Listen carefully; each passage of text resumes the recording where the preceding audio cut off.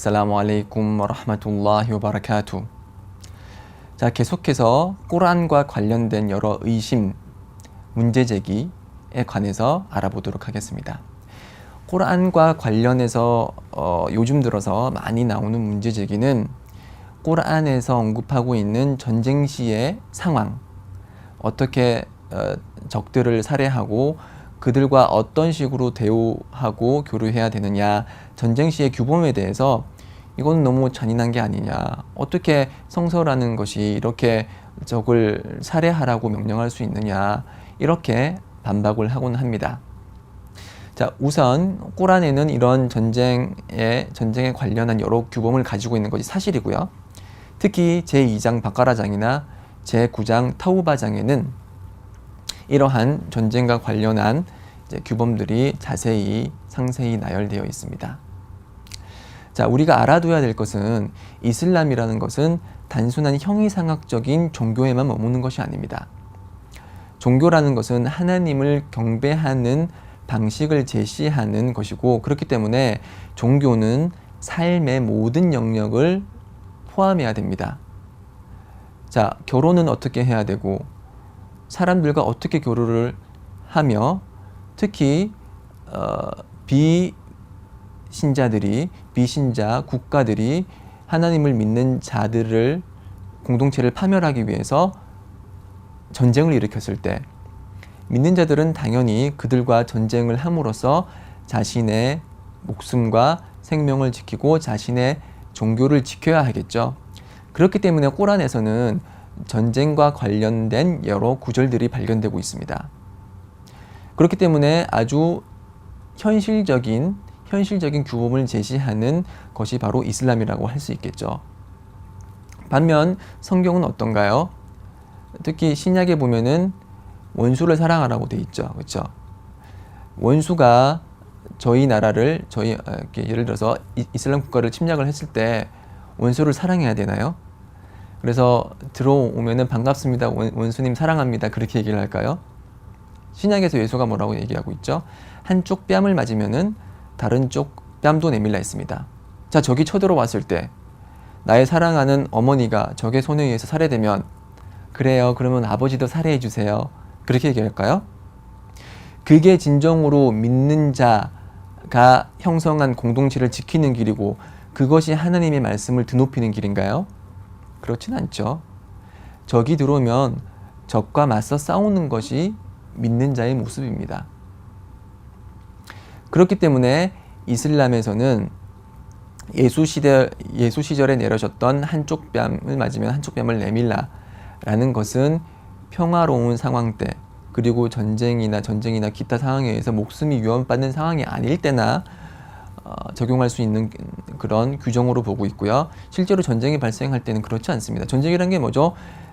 양 집단의 상대 집단의 파멸을 목적으로 일으키는 행위들을 말하는 것이죠. 그렇기 때문에 꾸란에서 얘기하고 있는 것처럼 전쟁이 발생했을 때는 상대 불신자에 대해서 아주 커다란 분투를 벌이면서 그들과 맞서 싸워야 되는 것입니다.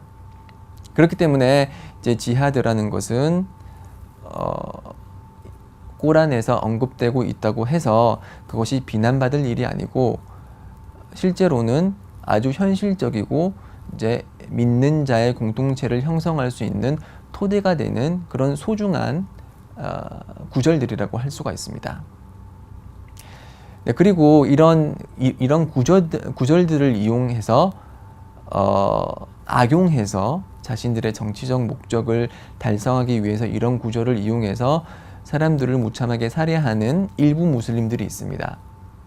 특히 이제 요즘 IS라고 해서 아주 잔인한 방법으로 민간인을 학살하고 자신들과 생각을 같이 하는 동료 무슬림들을 살해하는 그런 집단이 있는데, 그런 집단이 보이는 모습은 꾸란에서 말하는 지하드와는 상관이 없는 것입니다. 이 지하드라는 것은 분투로 이제 해석이 되고, 이 분투라는 것은 내적인 분투와 외적인 분투가 있습니다. 내적인 분투라는 것은 이제 자신의 욕망과 싸우고 자신의 마음속에 속삭이는 사탄과 싸움으로써 하나님을 경배하는 삶을 잘 이루어가기 위한 자신의 내면의 분투를 뜻합니다. 그래서 이 내면의 분투는 외면의 물리적인 분투보다 더 커다란 분투라고 할 수 있는데요. 자, 이렇게 내면의 분투가 있고 외면의 분투는 이제 물리적인 분투, 즉 전쟁이 발생했을 때 적과 맞서 싸우는 이런 분투가 있는데, 이런 외적인 분투는 적과 싸운다고 해서 다 분투가 아닙니다. 이 분투가 성립되는 조건들이 있는데요. 이 조건들을 만족해야지만 하나님의 기쁨을 사고 천국에서 높은 위치에 있을 수 있습니다. 그 조건 중에 하나가 이 분투라는 것이 하나님의 말씀을 드높이기 위한 그런 목적을 가지고 달성돼야 됩니다. 그런 것이 아니라 정치적 목적이라든지 아니면은 세력을 얻기 위해서 무슬림들 내부 집단 간에 세력을 얻기 위한 그런 자의적인 그런 전투는 이슬람에서 지하드라고 하질 않습니다. IS가 이제 일으키는 그런 여러 가지 그런 잔악한 모습들, 그렇기 때문에 이슬람은 그들이 행하는 행위를 지하드라고 인정하지 않고 있습니다.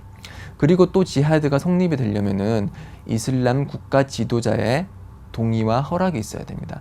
이슬람 지도자가 판단하건대 이것은 지하드를 해야 될 상황이다라고 하면은 지하드를 명령하는 것이고, 그 지하드를 명령받은 사람들이 지하드, 외적인 물리적인 분투를 할 때만이 지하드가 인정되는 것이지, 개인의 판단이나 특정 단체의 그런 판단으로 전쟁 상황에 나가서 출장하는 것은 이슬람에서 지하드로 인정이 되지 않습니다. 그렇기 때문에 이러한 소위 말하는 IS가 일으키는 지하드는 이슬람에서 말하는 지하드가 아닙니다. 그들은 그들의 정치적 목적을 이용해서 자신들과의 목적이 맞지 않는 사람들을 살해하는 잔혹한 집단일 뿐입니다. 그리고 이슬람에서는 이렇게 지하드의 길을 열어놓았지만 아무런 그런 법칙 없이 지하드를 하라고 개인을 내버려 두진 않습니다. 이슬람에서 말하는 지하드를 나갔을 때 지켜야 될 원칙 여러 가지가 있는데요. 그 중에 하나는 노약자, 그리고 여성, 그리고 어린이를 살해하지 말라고 했습니다. 전쟁 중에서도 살해하지 말라고 했습니다. 그리고 경배 행위에만 몰두하는 타 종교인, 그리고 전쟁에는 전혀 관심이 없는 농부 등 그런 사람들은 전쟁에 참여해서 무슬림들과 전쟁을 벌일 의사가 없는 민간인이기 때문에 그런 민간인을 학살하는 것은 허락되지 않습니다. 그리고 적이라고 해도 적을 포로로 잡았을 때 그 적을 고문하거나 아니면 불로 태우는 화형은 절대 허락되지 않습니다. IS가 이제 화형을 함으로써 전 세계가 들끓었죠. 그런 화형은 이슬람에서 아주 강하게 비난받는 악행입니다. 그렇기 때문에 지하드에 참석한다고 하더라도 이러한 민간인 학살 금지, 고문 금지, 시체 훼손 금지, 화형 금지라는 이런 규정은 철저히 이슬람을 믿는 무슬림이 지켜야 하는 규정임에도 불구하고 IS는 이와 반대된 행위를 하고 있기 때문에 IS의 행위가 이슬람의 메시지라고 생각하시는 분이 있다면 지금부터 그 잘못된 편견을 바로잡으시기 바랍니다. 자, 결론을 내리자면은 지하드는 삶의 전 영역을 다루는 이슬람이기 때문에 당연히 전쟁 시 발생하는 여러 규범에 대해서 규정을 내리는 차원에서 내려진 그런 지하드 관련 구절이기 때문에 그것은 극히 자연스러운 일이고, 그리고 지하드를 할 때는 여러 세부적인 규정과 조건이 있는 것이고, IS가 일으키는 그런 잔혹한 학살은 이슬람에서 말한 지하드와는 관련이 없는 일이다. 이렇게 요약을 드릴 수가 있겠고요.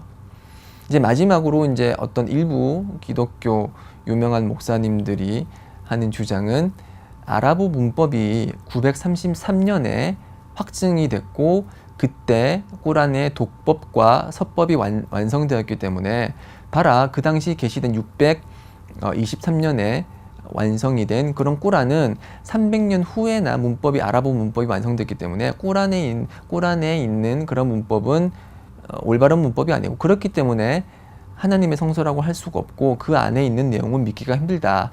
이렇게 주장을 합니다. 아마도 이 933년에 문법이 완성되었다는 주장은 아마 정수일 씨가 적은 이슬람 문명사라는 책에 기재되어 있기 때문에 그 책을 원천 삼아서 그대로 옮긴 것 같은데 933년이라는 것은 주장을 받아들이기 힘듭니다. 왜냐하면 700년 후반에 벌써 바스라파와 쿠파파가 있어서 아랍어 문법을 활발히 논의하고 있었고 그때 이미 문법은 다 확립이 됐었죠. 기본적인 것들은 다 확립이 되어 있었고 그 당시 또 그 시바웨이라는 이슬람의 위대한 문법 학자가 있었기 때문에 933년 훨씬 이전에 이슬람 문법이 아랍어 문법이 완성되었다고 할 수가 있고요. 그리고 문법이 완성되기 이전이라고 하더라도 사람들은 언어를 구사하면서 기본적인 패턴에 맞게 구사를 하기 때문에 언어를 구사하기 때문에 문법이 없었다고 해서 그 구사하는 언어의 내용과 논리가 틀렸다고 말할 수는 없는 것이죠. 예를 들어서 한국의 학교 문법이 최초로 통일된 게 언제죠? 1963년입니다. 그러면 1963년 이전에 그 세종대왕이 한글을 창시한 그 이후부터 1963년까지 저술된 한글 책들과 그런 문학 서적과 그런 여러 가지 한글 작품들이 그 내용이 엉터리고 그 문법이 다 틀렸다고 얘기할 수 있을까요? 그렇지 않습니다. 만약에 933년에 문법이 완성되기 이전의 꼬란이기 때문에 그 아랍어 문법이 틀렸다고 그리고 그 내용이 틀렸다고 한다면 자, 아랍어 성경을 한번 보시죠. 아랍어 성경은 933년 훨씬 이전에 기록됐죠. 예수가 왔던 시절이기 때문에 뭐 정확한 연도는 제가 잘 모르겠지만 뭐 넉넉 잡아서 100년, 200년에 기록된 그런 아랍어 성경은 그러면은 아랍어 문법적으로 옳지 않은 내용을 담고 있을까요? 그렇기 때문에 아랍어 성경은 믿어서는 안 되는 것인가요? 그렇진 않죠.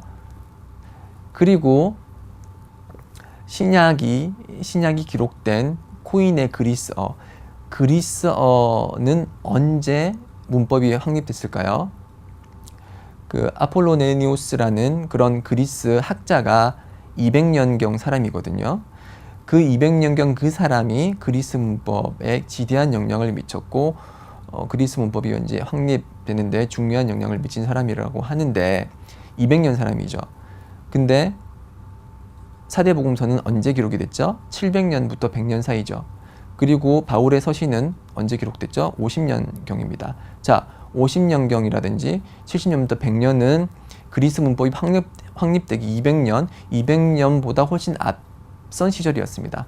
그러면은 그런 논리로 인해서 그리스어로 기재된 그리스 문법이 확립되기 이전 그리스어로 기재된 그런 신약은 엉터리 내용만 담고 있나요? 그 문법이 다 틀렸다고 할 수 있나요? 그 문법이 틀렸기 때문에 그 내용을 신뢰할 수 없다고 할 수 있나요? 그렇진 않죠. 마찬가지입니다. 꼬란이라는 그런 하나님의 계시를 근거로 아랍어 문법이 그 기본적인 이론을 정립할 수 있었습니다. 아랍어 문법을 정립함에 있어서 꼬란이 가장 첫 번째 기본 소스입니다.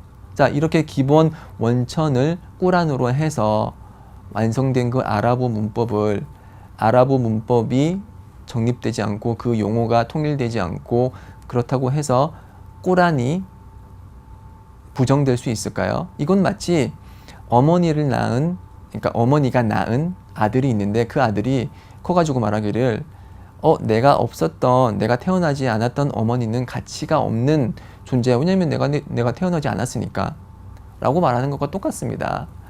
아랍어를 기초로 형성된 아랍어 문법이 그 문법이라는 존재가 그것의 원천이 되는 꼬란보다 후에 있다고 해서 그 이전에 있었던 꼬란이 그 가치를 잃는 것은 아닌 것이죠. 한 번 더 말씀드리지만 언어라는 것은 문법 용어가 통일되고 문법의 여러 가지 법칙이 성립되기 이전에도 사람들은 일반적인 그런 법칙에 의해서 언어를 구사하고 있었고 그 구사된 언어에는 논리가 있고 문법이 있고 그 상대방을 설득할 만한 그런 논리가 들어있는 것입니다. 그렇기 때문에 아랍어가 게시되기 이전, 꾸란이 게시되기 이전에도 여러 시문학이 아랍 시문학이 발달했는데 그 시문학은 지금까지도 계속 전승되어 오고 있고 그 시문학의 그런 문법적인 우월성 그리고 문법적인 우월성과 정확성은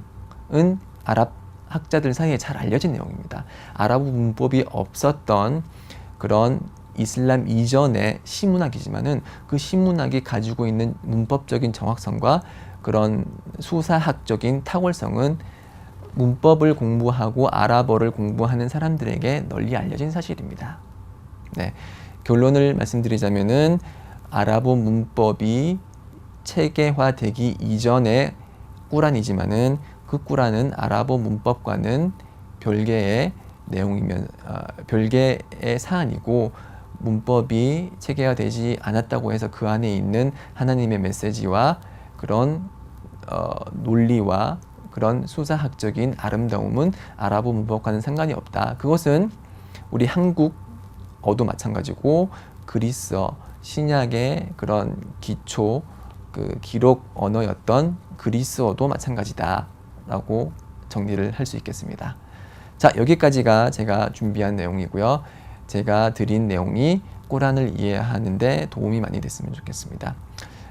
하나님 이외에는 경배받을 존재가 없고 무함마드가 그분의 마지막 사도임을 증언하면서 저는 이만 물러가겠습니다. 좋은 하루 되시고요. 살라무 알레이쿰 와 라흐마툴라히 와 바라카투.